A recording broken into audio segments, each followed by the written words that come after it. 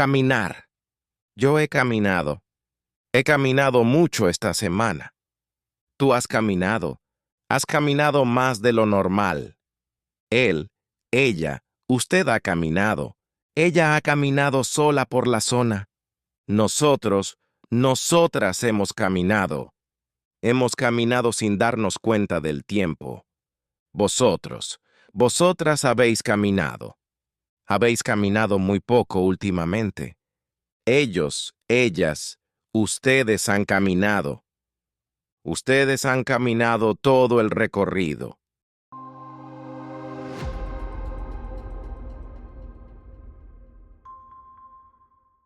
¿Cómo te sientes después de todo lo que has caminado hoy? Cansada, pero bien. He caminado más de lo que pensaba. Yo también he caminado desde temprano y ya lo siento en las piernas. Hemos caminado tanto que perdimos la noción del tiempo. Es verdad, ellos han caminado rápido para no quedarse atrás. El guía ha caminado con nosotros todo el trayecto. Eso ayuda mucho, la verdad. Sí, y ustedes han caminado mejor preparados que otros grupos. Totalmente. Al final hemos caminado con más calma. Se agradece eso al final del día. Ya han caminado suficiente por hoy, sin duda.